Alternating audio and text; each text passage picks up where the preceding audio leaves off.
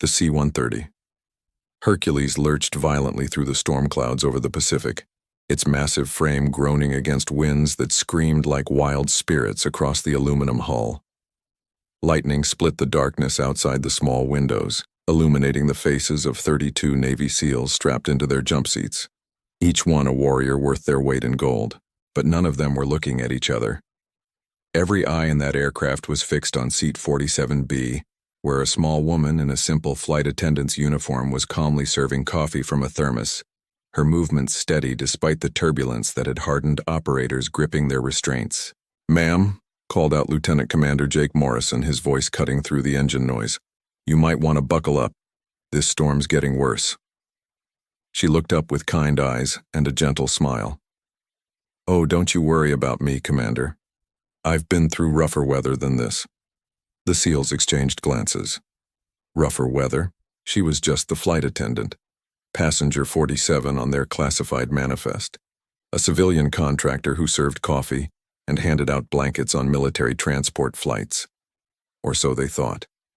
Because in exactly 7 minutes, when their pilot's voice would crackle over the intercom with words that would turn every man's blood to ice, this unassuming woman would stand up, walk to the front of that aircraft and speak 3 words that would make every SEAL on board snap to attention and salute. 3 words that would reveal she wasn't passenger 47 at all. She was something else entirely. Her name was Sarah Chen, though the manifest simply listed her as civilian support staff. For the past 18 months, she'd been flying these routes, Coronado to Guam, Norfolk to Dubai, wherever the Navy's elite needed to go. She served meals, checked on comfort, and largely remained invisible to the warriors she accompanied. "Coffee, Petty Officer Rodriguez?" she asked, stopping beside a young SEAL whose hand still trembled slightly from pre-mission nerves. "Thanks, ma'am," he replied, barely glancing up. To him, to all of them, she was part of the furniture. Necessary but unremarkable. Staff Sergeant Kelly, a Force Recon Marine hitching a ride, watched her move down the aisle. "How's a little thing like that even allowed on these flights?" he muttered to his neighbor. "Probably gets airsick in a stiff breeze." Sarah heard him. She heard everything, but her expression never changed. She'd learned long ago that being underestimated was sometimes the greatest tactical advantage of all. The aircraft was bound for a forward operating base in the South China Sea, carrying Team 7 to what intelligence called a routine extraction mission. Routine. Sarah almost smiled at that word as she secured the coffee service. In her experience, nothing involving Navy SEALs was ever routine. She moved with practiced efficiency, but those who watched closely might have noticed something odd. Her steps were perfectly balanced despite the turbulence. Her hands never shook, and when she bent to retrieve a fallen napkin, the motion was fluid, controlled, the movement of someone whose body was a precisely calibrated instrument. Lieutenant Morrison observed her from his seat near the front. There was something about her he couldn't quite place, the way she carried herself. The calm in her eyes that seemed too deep for a civilian contractor. "Been flying these routes long?" he asked as she passed. "Long enough," Sarah replied, that same gentle smile never wavering. "You boys have a safe mission ahead?" "Should be straightforward. In and out, minimal contact expected." Sarah nodded, but something flickered behind her eyes, a shadow of knowledge that belonged to someone who understood that no mission was ever truly straightforward. The flashback begins with the sound of rotor blades and desert wind. Captain Sarah Phoenix Chen had been the first woman to successfully complete Naval Special Warfare's most classified training program. Not the first to attempt it, the first to finish it. For 8 years she'd led joint operations across 3 continents, her call sign earned not for rising from ashes, but for her ability to appear in impossible places when all hope seemed lost. Her record was flawless: 47 missions, 0 casualties among her team members, 0 mission failures. Until Operation Sandstorm. The flashback shifts to a night vision-tinted scene in Afghanistan. She could still see Lieutenant Tommy Rodriguez, just 19 years old, barely old enough to shave, caught in the crossfire during what should have been a simple intel gathering mission. Still hear her own voice on the radio. "Phoenix to base, we need immediate extraction. Rodriguez is down. I repeat, Rodriguez is down. She'd carried him 3 miles through hostile territory, his blood soaking through her gear, his young voice whispering, "Don't let me die, Captain. Please don't let me die." She hadn't. Tommy lived, went home to his family in San Antonio, but something inside Sarah had shattered that night. The weight of carrying lives, of making split-second decisions that meant the difference between mothers getting their sons back or getting folded flags. The flashback returns to present day as Sarah wipes down the aircraft galley. After Tommy's injury, she'd requested transfer to support services. Command had protested, "You didn't waste an operator like Phoenix on coffee service." But Sarah had been resolute. She could still serve, still be part of the mission, without carrying the burden of command. Her apartment in San Diego was modest, unremarkable. But hidden behind a false panel in her bedroom closet was her kit. Body armor rated for rifle rounds, night vision equipment, custom modifications to weapons she technically no longer carried. Because old habits died hard, and Phoenix was never truly off duty. Every morning she performed the same routine Tommy had taught her during his recovery: 200 push-ups, 300 sit-ups, 5-mile run. "Gotta stay sharp, Captain," he'd said with that same young grin. Never know when the team might need Phoenix to rise again. She'd promised him she was done with all that, promised herself the same thing.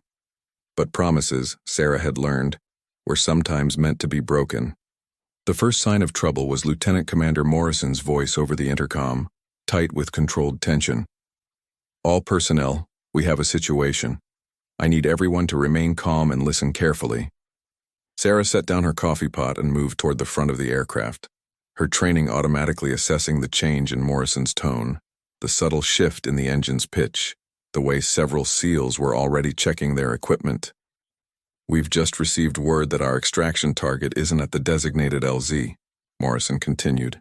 "Instead, we have confirmation that Lieutenant Angela Martinez, callsign Viper, is being held at a compound approximately 40 miles inland from our original target." Murmurs rippled through the cabin. Everyone knew Martinez. She was one of the few female SEALs, a demolitions expert who'd saved countless lives with her precision and courage. More importantly, she was one of their own. "Here's the problem," Morrison's voice continued, and Sarah could hear the weight of impossible decisions in his words. "The compound is a fortress. 3-story reinforced structure, elevated position, multiple defensive positions, and an estimated 20 hostiles with military-grade weapons. Our original team loadout was for a simple extraction. We don't have the firepower or tactical equipment needed for this kind of assault." Staff Sergeant Kelly voiced what everyone was thinking. "So what are our options, sir?" "Command is scrubbing the mission. We're being ordered to RTB, return to base, and while they assemble a proper assault team. ETA for that team is 18 hours. The silence that followed was deafening. 18 hours. Everyone in that aircraft knew what 18 hours meant for a captured operator. Sarah closed her eyes, seeing Tommy's young face, hearing his voice. "Don't let me die, Captain." Petty Officer Rodriguez, the same young SEAL she'd served coffee to earlier, spoke up with barely controlled emotion. "Sir, Martinez trained me in demolitions.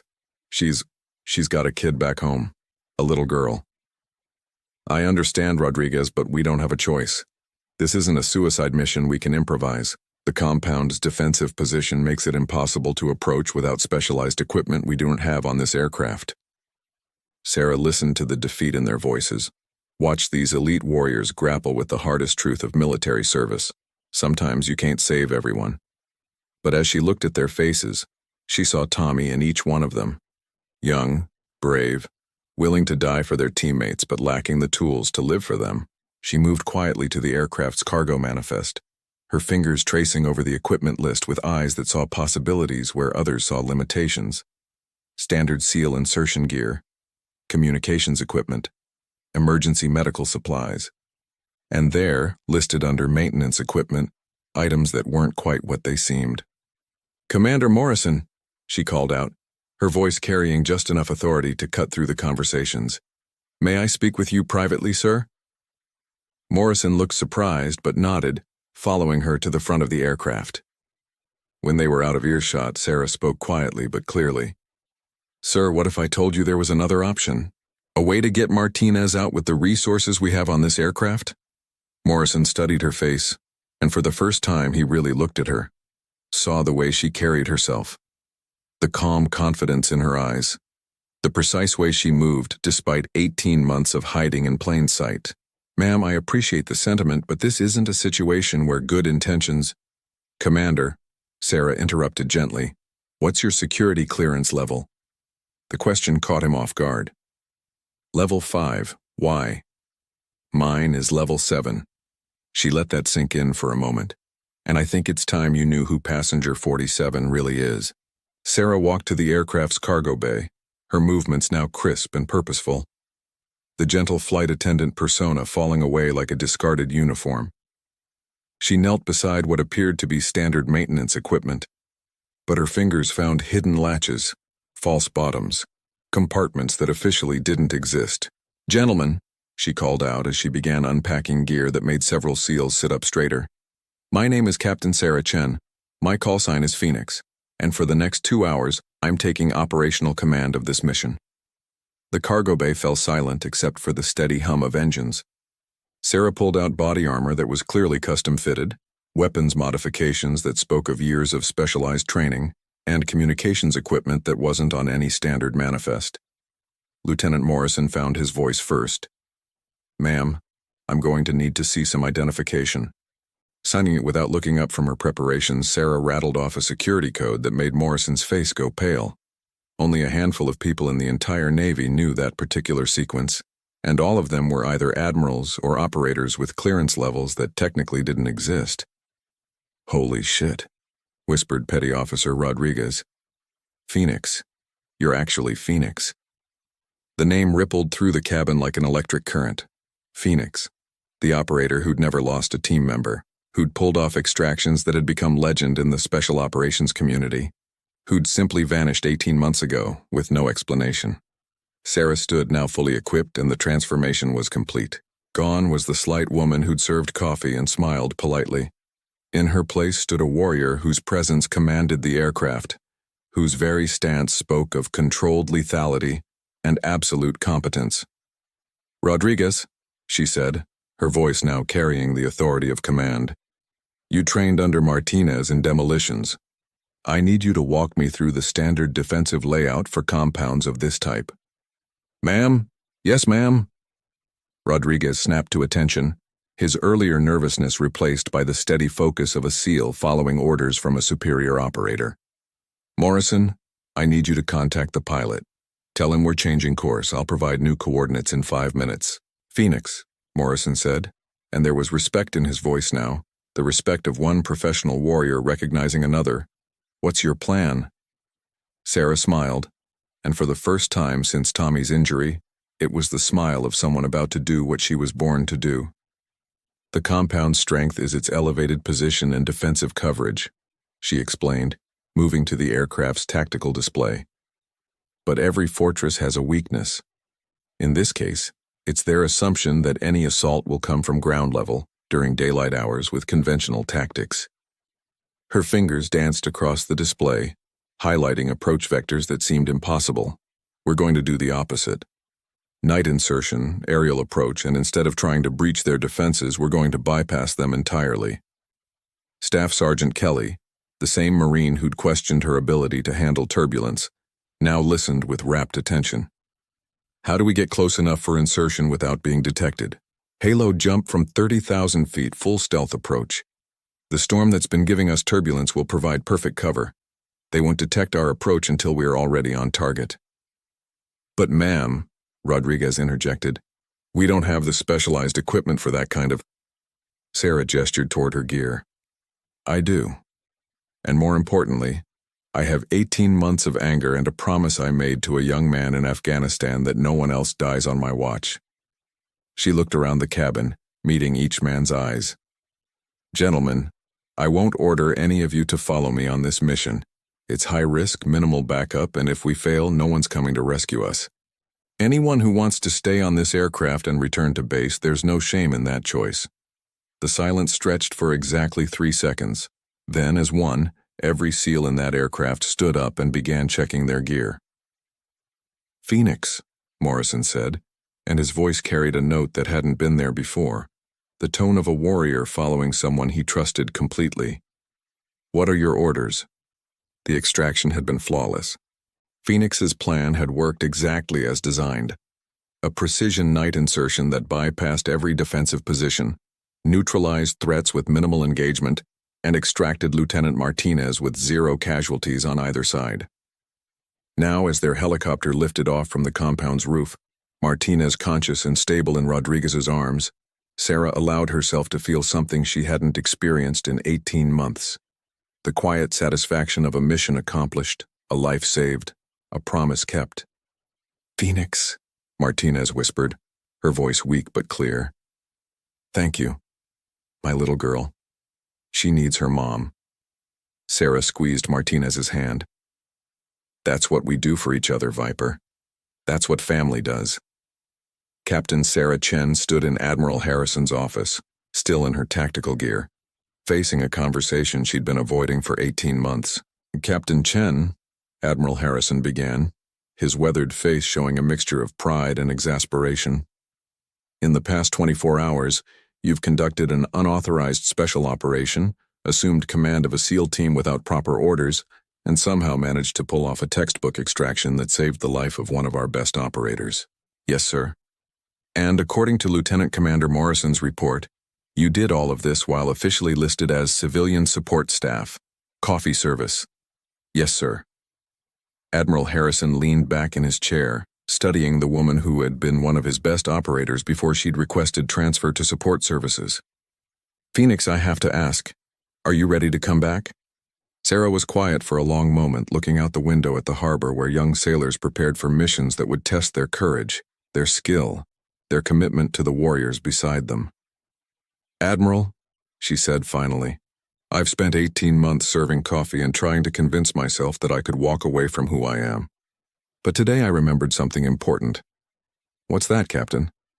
"Being Phoenix isn't about the title or the call sign or the classified missions. It's about rising when others need you most. It's about being there when your family calls." She turned back to face him. "Sir, I'd like to request reassignment to active special operations with one condition. Name it. I want to establish a new program, support personnel with advanced operational training, maintenance crews who can fight, medics who can lead, logistics specialists who can extract, hidden in plain sight until the moment they're needed most." Admiral Harrison smiled. "Guardian angels?" "Something like that, sir, because sometimes the person serving coffee in seat 47B is exactly who you need when everything goes wrong." Sarah Chen walked down the aisle of another C-130, serving coffee to another team of SEALs bound for another classified mission. But now, scattered throughout the aircraft were other support personnel.